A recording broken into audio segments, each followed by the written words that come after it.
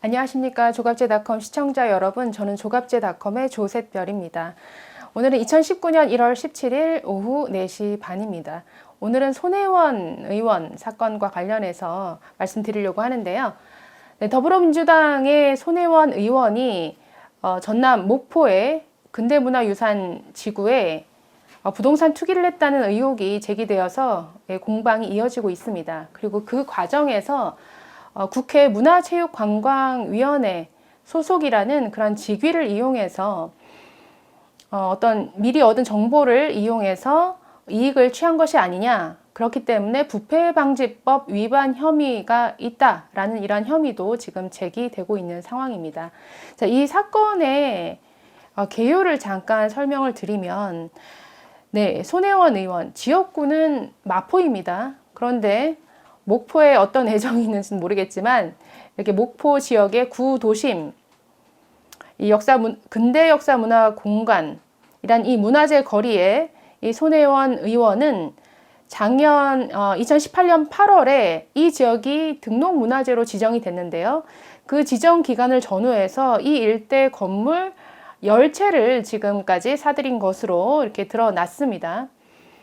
이 10채 건물을 샀는데 여기에 그 명의자를 보니까 명의자는 손혜원 의원의 남편이 대표로 있는 이 재단, 재단은 사실 손혜원 의원이 자신이 설립한 재단이고 자신의 재단이다라고 밝힌 바가 있습니다. 그 남편이 대표로 있는 재단과 그 재단의 이사, 그리고 손혜원 의원의 20대 조카 2명, 또 그리고 전직 보좌관의 딸, 보좌관의 남편, 이 사람들의 명의가 부동산 계약상에 이렇게 나타나고 있습니다. 그래서 10채 중에 9채는 문화재청이 이 지역을 등록문화재로 지정한 지난해 8월 이전에 구입한 것으로 드러났고, 한 채는 그 직후에 매입한 것으로 드러났습니다. 그리고 문화재 지정과 동시에 해당 건물의 시세는 크게 오른 것으로 보도가 되고 있고요. 많게는 4배까지 시세가 올랐다라고 합니다. 그렇기 때문에 전형적인 시세 차익을 노린 부동산 투기가 아니냐라는 이런 의혹이 SBS 보도에 의해서 최초로 제기가 된 것이죠.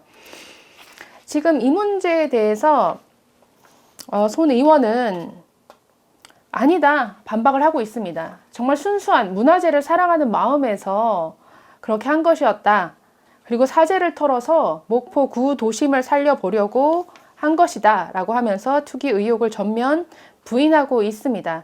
그리고 손 의원은 이 측근들, 아까 조카를 비롯해서 보좌관 딸이 있었고 보좌관 남편들이 있었는데, 이들에게 건물 매입을 권유하고 또 조카 2명에게는 건물 사는데 보태라며 이제 1억 원씩 현금 증여까지 해줬다라고 스스로 밝혔는데요. 그러니까 이 모든 것이 어떤 이 목포 근대문화 역사 지구라는 이 지역을, 이 도심을 뭔가 살려보기 위한 취지였다, 순수한 취지였다라고 이렇게 반박하고 있는 것이죠. 자, 그런데 조카 2명 중에 1명은 어제 SBS 인터뷰에서 자신은 목포에 가본 적도 없다. 그 당시 계약 당시에 나는 군 복무 중이었다.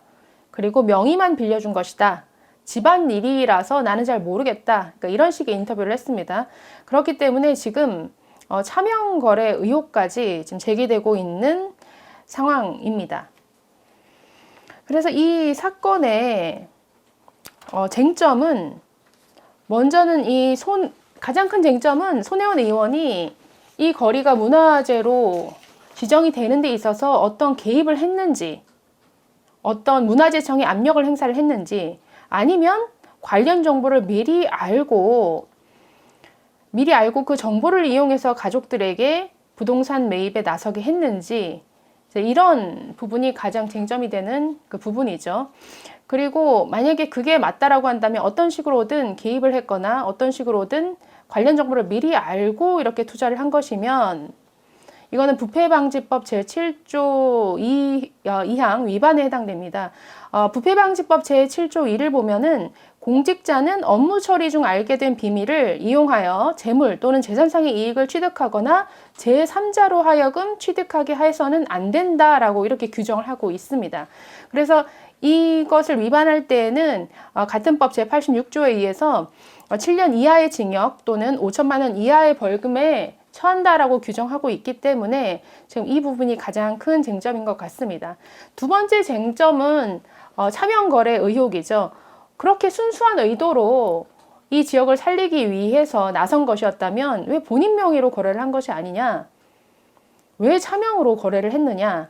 왜 본인의 가족뿐 아니라 보좌관의 가족들까지 다 동원해서 이런 부동산 거래를 하게 했느냐라고 하는 이런 의혹이 있습니다. 그래서 차명 거래로 밝혀질 경우에는 또한 부동산 실명제법 위반이 되니까 지금 이 혐의 부분도 조사가 필요한 것 같습니다. 세 번째는 어떻든 부적절한 처신은 맞다라는 거죠. 아무리 그러니까 손혜원 의원의 그 주장 또는 입장을 그대로 인정해서 정말 이 지역의 근대 문화 유산을 잘 보존하기 위한 그런 순수한 의도였다. 이 구도심을 잘 개발해서 뭔가 이 지역을 살려보려는 그런 순수한 의도였다라고 100번 인정한다 할지라도 그렇다면 본인은 뭔가 이해 당사자로 들어가지 말았어야죠. 뭐 이 지역의 문화재 지정이라든가 이런 어떤 문화재적 가치를 홍보해서 제3자가 투자할 수 있도록 유도하는 그 정도였으면 모르겠으나 본인 주변의 측근들이 지금 다 여기에 돈을 투자를 한 상태이고 이 지역의 가치가 올라가느냐 올라가지 않느냐에 따라서 뭔가 이해관계가 달라지는 이해 당사자가 되어 있기 때문에 그렇게 어떤 순수한 의도로 출발했다 할지라도 그 모든 것이 순수하게 볼 수 없는 그런 의혹을 본인이 만들었다라는 생각이 듭니다.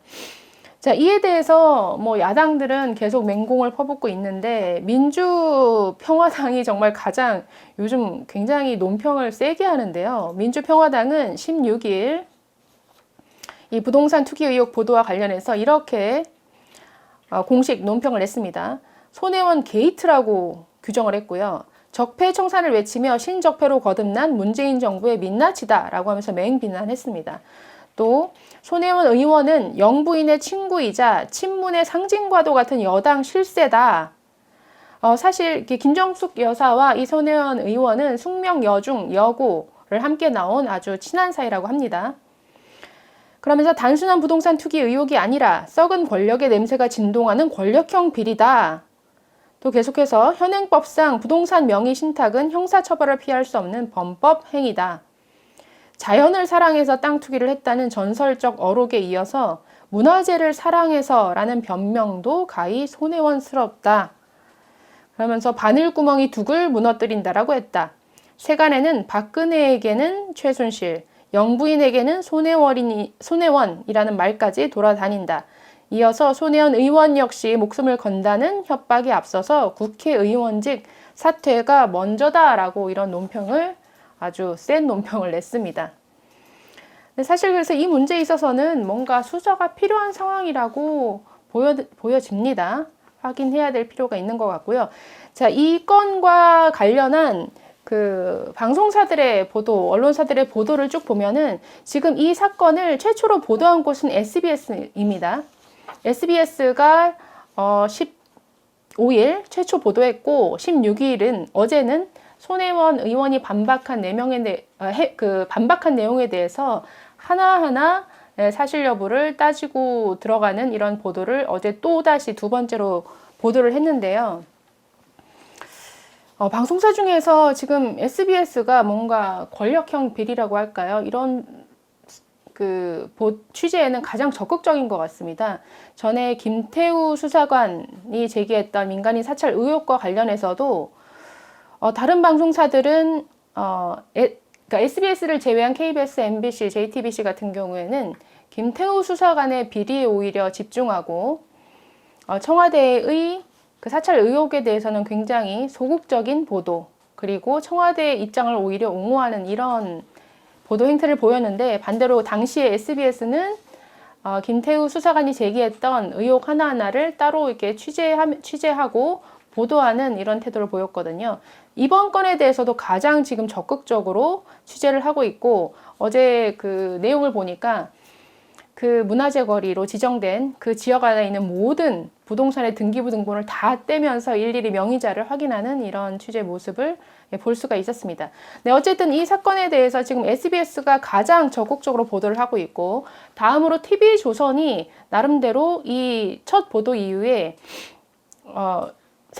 세밀하게 집중 취재를 해서 보도를 하고 있습니다. 반면에 KBS, MBC는 그 보도 자체가 굉장히 부실하고 허술했습니다. 성의가 없었습니다. 그 SBS가 보도한 내용에 기반으로 해서 그냥 이제 목포 현지에 가서 주민들을 취재하고 인터뷰한 내용이 거의 전부였고, 뭐 손혜원 의원이 과거에 방송을 출연하거나 아니면 공식적인 자리에서 얘기했던 내용들을 잠깐 비추어주는 이런 식의 조금 성의 없는 보도였고, 그 보도도 거의 후반부에 이루어졌고, MBC, KBS, 특히 KBS 같은 경우에는 손혜원 의원의 입장을 오히려 충실하게 전하는 이러한 보도 태도를 보였습니다. 어제 SBS는 첫 헤드라인부터 이 소식으로 전했고요. 뭐 끝까지 판다라는 탐사 보도팀을 꾸려서 한 코너로 지금 6개의 보도로 나누어서 보도를 했습니다. 그래서 어제 내용 중에 새롭게 나온 것은 구입한 건물이 9채가 아니라 10채였다. 한 채 더 있더라 라는 보도가 있었고요. 또 두 번째는 조카 손혜원 의원은 본인이 어떤 부족한 자금을 이제 조카에게 증여를 해주면서 조카들에게 목포에 내려가서 이런 일을 해봐라 권유를 했고, 그래서 조카들이 건물을 구입한 것이다 라고 했는데, 그 조카 둘 중에 한 명과의 인터뷰가 어제 보도가 됐습니다. 그 조카 한 명은 자기는 목포에 내려가 본 적도 없다. 아까 말씀드렸듯이 그렇게 이제 인터뷰한 내용이 보도가 됐고요. 어제 여러 보도가 있었지만 SBS 보도 중에서 인상적이었던 것 한 부분만 읽어드리면, 세 번째 보도 중에 이렇게 보도를 합니다. 목포 구도심 일대가 어떻게 문화재로 지정됐는지 그 과정을 한번 살펴보겠습니다. 손혜원 의원은 건물이 문화재로 지정되면 오히려 가격이 오르지 않는다고 주장을 합니다. 실제로 이런 사례가 있었지만 이번에는, 그러니까 이 건은 다르다라는 거죠. 목포 옛 도심거리에 지정된 것은 등록문화재입니다. 이 제도는 근대 문화유산을 보호하기 위해 2001년 도입됐는데, 기존의 지정 문화재와는 달리 사고 팔거나 상업적인 용도로 사용할 수 있습니다. 정부 보조금도 나옵니다. 네, 그래서 지금 이 목포 이 도심은 그러니까 기존의 지정 문화재와 달리 상업적인 용도로 사용할 수 있다라고 해서 지금 손혜원 의원 그의 조카 한 명은 목포에서 현재 그 건물 중에 하나를 리모델링해서 숙소로 게스트하우스로 운영하고 있고, 또 하나는 카페로 운영하고 있는 상태입니다. 자, 계속 읽어드리면, 특히 이번에는 국내 처음으로 거리가 통째로 등록문화재로 지정됐습니다. 관광자원으로 활용한다는 계획이 함께 있기 때문에 근대 건축 관광지구가 새로 생기는 것으로 보는 시각도 있습니다. 그래서 당시에 이 등록문화재로 선정되기 위해서 경합이 치열했던 이유이기도 합니다. 네, 그리고 이 지구 안에 손 의원의 보좌관 남편 명의의 이제 건물이 하나 있는데, 이것은 그 지역 안에서도 등록문화재로 지정이 되어서